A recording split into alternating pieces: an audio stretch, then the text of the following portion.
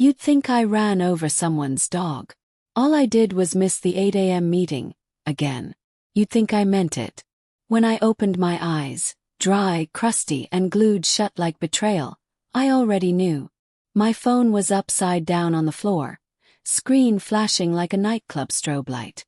That specific kind of vibrating rage that says, "You're late again and everyone knows it." 6 missed calls. 13 unread messages. 2 calendar alerts screaming in all caps. And 1 particularly venomous roommate note stuck to the coffee machine. "Not everyone has the luxury of living in a dream world, Lila. Clean your dishes." I hadn't even had time to use a dish today. I sat up too fast and nearly blacked out. Great start. The alarm, I swear I set it, had betrayed me once again. Or maybe it was me who betrayed it. Snoozed it to death. Smothered it in subconscious denial. Who even remembers? My room looked like a sleep demon had torn through it. Blankets tangled like seaweed. Clothes half on hangers, half in protest. I pulled on the first pair of pants I found, inside out. And a hoodie that smelled faintly of expired perfume and bad decisions. I checked the time. 8:37 a.m. Technically not that late. But enough to be seen as the offense of the week by my coworkers, who were all punctual, perky, and deeply caffeinated by 7:45 a.m. They didn't understand. They never had. By the time I stumbled into the kitchen, Emily, roommate number 1 and passive aggression's top ambassador, was already gone. She'd left the front door open just long enough for me to catch a gust of her judgment trailing behind. Her coffee cup sat there like an exclamation mark to her silence. Clean. Muck. On the rack. I grabbed a slice of stale toast because that's all there was, and ate it raw, dry, and bitter, kind of like the way my boss speaks to me during Zoom meetings. He dialed in. No makeup, no coffee, no time. Hair half up, 1 earring in, socks mismatched. 1 avocado, 1 black hole. My manager's voice buzzed through the screen, chipper and sharp, like she'd been up doing sunrise yoga while writing a TED Talk. "Lila, glad you could finally join us." Laughter. Muted chuckles. That awkward silence that isn't silence at all. I smiled like I didn't want to walk into the ocean. "Yes, sorry. My alarm didn't go off. Again." You know that thing when you feel 100 eyes roll through a screen? It's a talent, really. They don't even bother hiding it anymore. They hate me for it, this one thing. This one little stupid, frustrating thing that I can't seem to fix. It's not like I want to oversleep. It's not glamorous or rebellious or cute. It's exhausting. It's humiliating. It's watching everyone else glide through life while you're sprinting behind in wrinkled clothes, breathless, clutching a banana and your dignity in one hand. People think it's laziness. Boys. Like I sat there this morning and thought, you know what would really spice things up? Completely sabotaging my day and disappointing everyone again. There are worse habits, aren't there? I don't steal. I don't scream. I don't ghost people. I just don't wake up. Not in time anyway. Not on their time. But in the world I live in, our world, punctuality is religion and I'm a non-believer. A sleep sinner. Once the meeting ended, after 20 minutes of data talk and a snide comment about being present, I shut my laptop and just sat there, staring, wishing I could rewind. Not to this morning. To every morning before it. All the times this happened. All the people who wrote me off. It's ridiculous, right? That something as dumb as sleeping in could make people turn cold. But they do. They have. Roommates don't invite me to brunch anymore. They don't trust I'll show. My sister stopped calling in the mornings. You're probably still asleep, she said once, as if my entire presence was just a constant inconvenience. I missed my cousin's baby shower. Overslept. Never got another invite. Builds. Slowly. Quietly. Like sediment in the ocean. Until one day you're stuck in it, wondering when you became the flaky one. The selfish one. The disappointment. But I swear I try. I set 5 alarms. I put my phone across the room. I go to bed early, sometimes before 10. It's like some part of me just doesn't hear the world when it calls. I once Googled chronic oversleeping. The results made me feel better. And worse. There's a name for it. There are reasons. Medical ones. Psychological ones. But that didn't stop Emily from calling me the human snooze button, or my last manager from writing inconsistent commitment on my performance review. Sometimes I think people just want a reason to hate you. A flaw they can point to, something easy to scorn. Makes them feel upright. Wait. In control. Me. I'm just tired. They treat it like proof, like the final nail in the coffin of my character. As if oversleeping is a moral failure, not a malfunction. I don't know when it started exactly. Maybe it was third grade, when I missed the spelling bee because I didn't hear my mom yelling up the stairs. Or maybe it was later in middle school, when I arrived at homeroom so often during the last minute that my teacher started saying, "Nice of you to join us, Miss Queen of the Snooze Button." Everyone laughed. I did too, because what else could I do? It became a kind of joke back then. Oh, that's just Lila. Always running behind. Still half dreaming when the rest of us are on second period. But the thing about being late is that the world stops laughing eventually. The joke hardens. You go from being quirky to being disappointing. In high school it was detention. I served so many tardies that I memorized the sound of the clock ticking in room 103. The vice principal didn't even get mad anymore, just sighed when she saw my name. My parents, though, oh, they were furious. My dad said things like lazy and disrespectful. My mom tried quieter words, disorganized, scatterbrained. Why can't you just set 2 alarms? They tried the classic methods, earlier bedtimes, grounding, threatening to take my phone. But it never worked, not really. Even when I did everything right, prepped my clothes the night before, skipped my phone entirely, drank herbal sleep tea, I'd still wake up to find the sun had already judged me. By senior year, no one waited for me anymore. There was this one morning, cold January, still dark out, when my best friend Jenna had promised we'd walk to school together. Big test that day, nerves all around. I texted her the night before, "Don't leave without me." She promised. But I woke up late. Again. Raced to her house down the street. She was already gone. I found out later she'd waited 5 minutes. It was 5. Then she left. Her mom told me that with a shrug. She never really texted me after that. Slowly, quietly, the friendship faded. Not with a fight but with distance, one missed ride at a time.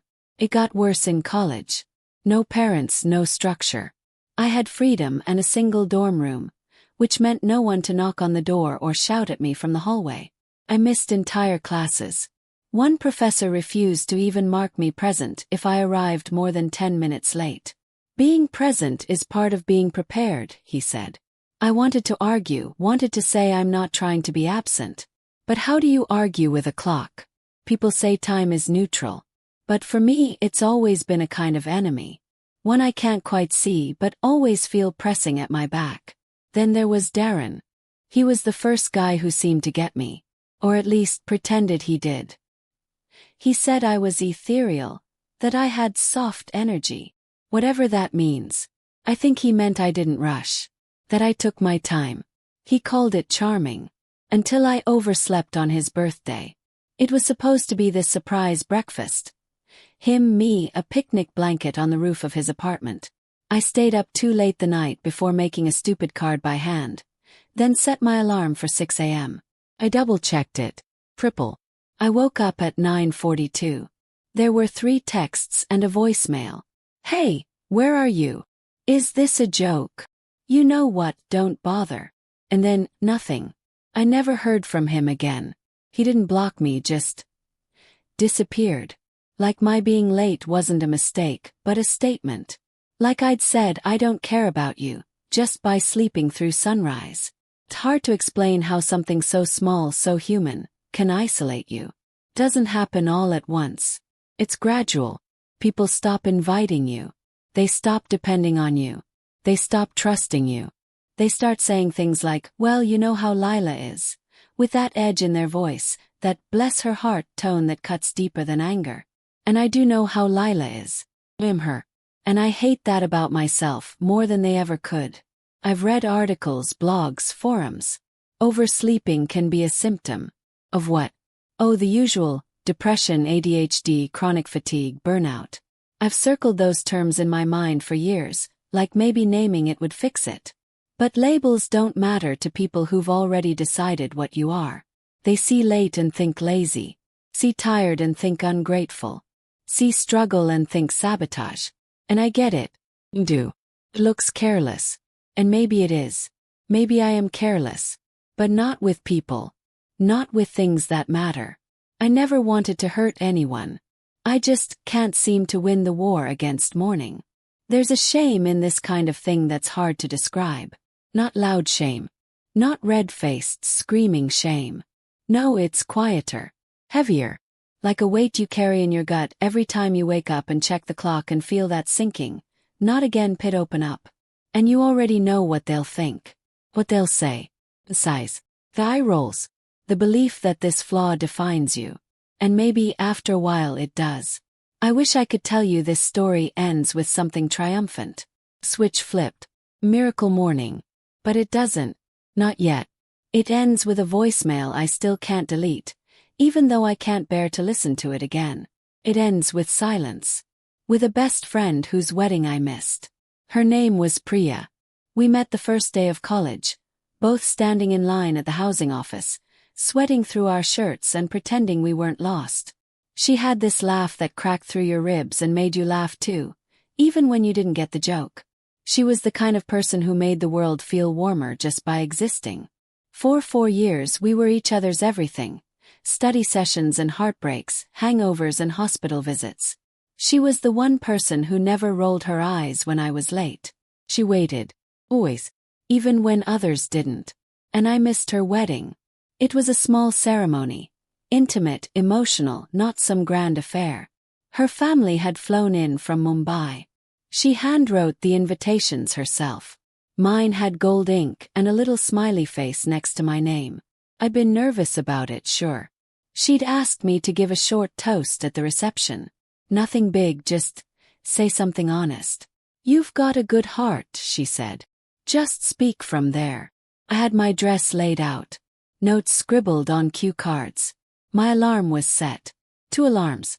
No, 3. 1 on the phone. 1 on a cheap analog clock with a bell. 1 on my smart speaker that called me by name. I went to bed early. No distractions. No wine. No phone scrolling. Just me, rehearsing the speech in my head until I drifted off. And then nothing. The next thing I remember is the light. Blinding. Midday. I woke up to the kind of stillness that feels wrong. That eerie quiet where the world has already moved on without you. I grabbed my phone. 12:14 p.m. The ceremony was at 10. There were 6 missed calls, all from her. 1 text from her fiancé. Are you okay? We're starting now. Another from a mutual friend. Where are you? She's looking around for you. I don't remember what sound came out of my mouth. Some mix between a scream and a prayer. I got dressed anyway. Fumbling, stupid, frantic. The dress was wrinkled. My hands were shaking. I put on mascara and immediately smudged it across my cheek. I didn't care. I got there at 1:03. The ceremony was long over. People were eating. The music was soft, the kind that says, we've moved on now. A few heads turned when I walked in. Some smiled gently. Others didn't look at me at all. I didn't see Priya. Not until I reached the back garden, where she was taking photos with her parents. She was radiant. Absolutely glowing. And then she saw me. Her smile faded like sunlight slipping behind a cloud. I opened my mouth to explain, to apologize, but she just held up one hand. Not angry. Not yelling. Just tired. I can't do this right now, she said quietly. Not today. She didn't yell. Didn't cry. Just turned away. I stood there, a guest with no place. No seat. No welcome. Later that night I got her voicemail. Lila. I don't know what to say. I really thought this time would be different. And maybe that's on me. But it hurt. It really, really hurt. Kept looking for you. Kept hoping. I know you didn't mean to. God, I know that. But it still felt like you didn't care. And maybe that's worse. I love you, I do, but I don't know if I can keep waiting for someone who never shows up. I cried into a pillow I didn't remember buying. It smelled like dreams, the kind you never wake up from in time. I didn't leave my apartment for 3 days after that. I ignored texts, let dishes pile up, slept with the lights on, slept too much or not at all. Guilt turned everything sour. Music, food, mirrors. I replayed the what-ifs like a broken film reel. What if I had set one more alarm? What if I had asked someone to call me? What if I had just stayed awake all night? I knew it wasn't just about the wedding. It was everything before it. Pattern. The accumulated weight of every late arrival, every broken plan, every disappointed face. Priya had carried it longer than anyone. Until she couldn't anymore. The thing is, I did care. Cared so much it made my bones ache. But I'd run out of chances to prove it. People say, actions speak louder than words.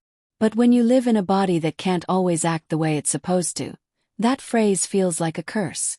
My silence, my absence, it shouted things I never meant. You don't matter. I don't care. You're not enough. But that's not what I meant. That's never what I meant. It's strange how grief can exist for someone who's still alive. Priya didn't die. She just stopped waiting. And the world kept spinning. Work continued. Emily still left sticky notes about trash bags. Meetings still happened at 8 a.m. But everything felt heavier, like I was dragging my guilt behind me in a suitcase with broken wheels. I thought about messaging her 100 times. 1,000. I drafted paragraphs, apologies, explanations. But none of them could change the one thing she needed from me that I never gave her. Being there. And I don't know if I'll ever get another chance. It's funny how people assume waking up is easy. As if it's just a matter of willpower. Nobody blames a broken leg for not running. But a broken rhythm. That's your fault, apparently. After Priya's wedding, something in me cracked. Not a big, dramatic collapse. More like a slow leak. A steady deflation of whatever version of myself I'd been pretending to hold together. I stopped pretending I was fine.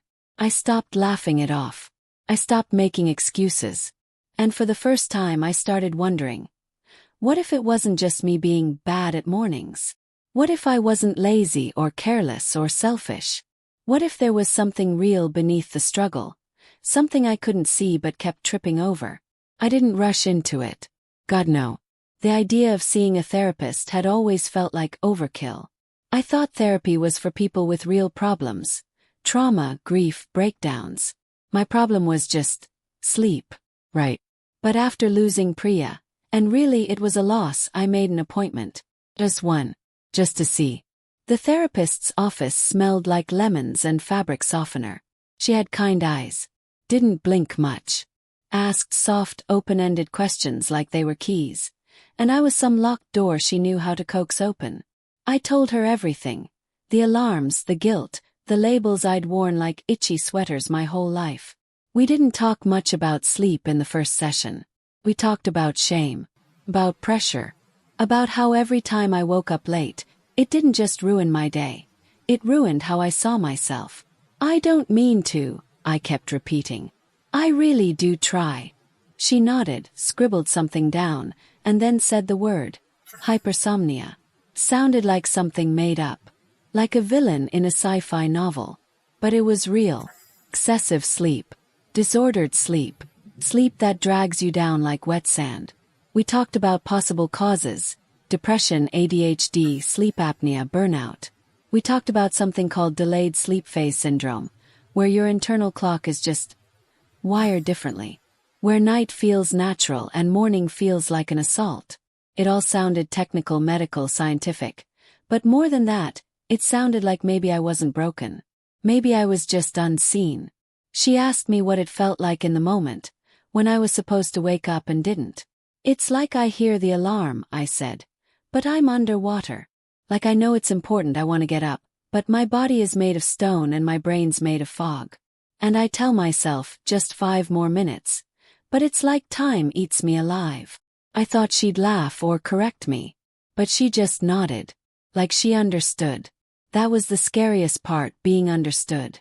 Because if I wasn't just lazy, if it wasn't my fault, then why did everyone treat it like it was? I started reading, researching, watching videos of people like me, people who'd been called unreliable, flaky, lazy, and later found out they were neurodivergent, that their brains process time, urgency, and sleep differently. That society was built around the idea that early equals good and late equals failure. No wonder I'd spent my whole life feeling like a glitch. And it wasn't just sleep. It was remembering appointments, paying bills on time, responding to texts right away. People called it inconsiderate. But inside, I was drowning in invisible to-do lists. My mind wasn't quiet. It was chaotic. I booked an evaluation. ADHD. Inattentive type. Undiagnosed until age 28. The diagnosis didn't fix anything. It didn't magically make me punctual or help me win back Priya. But it gave me something I hadn't had in years. A way to understand myself that didn't involve hating who I was. People judge what they don't understand. They call your struggle laziness, because it's easier than asking why. And I had believed them for so long, let their voices become my own inner critic, screaming that I was defective. But maybe I'm not defective. Maybe I just need different tools. Now, when I wake up late, I still feel that old panic rise. But I'm learning to breathe through it. To separate my intention from my condition. To remember that shame isn't a strategy. Doesn't keep me awake. Just keeps me small. There are still sticky notes on the fridge. Emily hasn't forgiven me for using the last of her oat milk. My job still schedules 8 a.m. meetings. The world hasn't changed. But I have. I'm starting to build a life that works for the way I work. Even if that means more afternoon meetings, flexible routines, and fewer people who only value me for being on time. Slow. Messy. Uncomfortable. But for once, I'm not apologizing for simply being wired differently. And maybe, just maybe, that's the real wake-up call. They still hate me for oversleeping. But now I wake up knowing that their hate says more about their rush than my rest. It's taken time, ironically, for me to stop measuring my worth in alarm clocks and missed appointments. I still oversleep sometimes. I still mess up. I still wake up with that sick feeling in my stomach, like I've already failed the day before I've started it. But something's changed. Now, I meet the feeling with curiosity instead of cruelty. I ask myself, what do you need today, Lila? Not what do they expect from you. Not how fast can you catch up. Just, what do you need to feel okay? And when I listen, the answers are always softer than I imagined. Sometimes it's a glass of water. Sometimes it's 5 more minutes with my eyes closed. Sometimes it's saying, no, I can't make that 8 a.m. call, but I'm available at noon. Sometimes it's forgiving myself before anyone else has the chance. I've built little systems that work for me. Alarms that talk to me in gentle voices, a sunrise clock that eases me awake, friends who don't mind afternoon brunches. My job, miraculously, shifted me to a later schedule after I finally explained what was going on. I used to lie and say I was just not a morning person.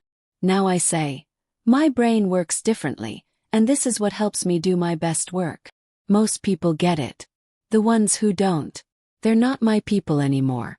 Even Emily, who once kept a log of my lateness like she was preparing evidence for a trial, softened. After I left a note of my own, simple, honest, maybe a little raw, she knocked on my door and asked if I wanted to split a pizza.